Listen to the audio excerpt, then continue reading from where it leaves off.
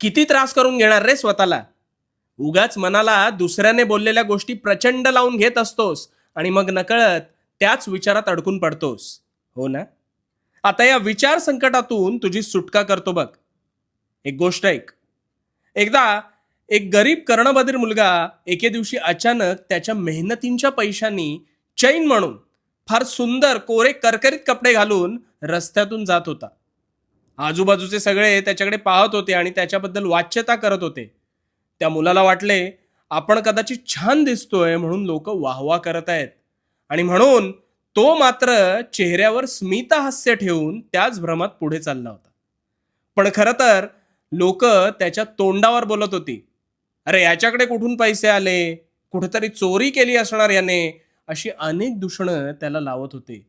पण त्या मुलाचं सुदैव होतं, कारण त्याला ऐकूच येत नव्हतं आणि त्यामुळे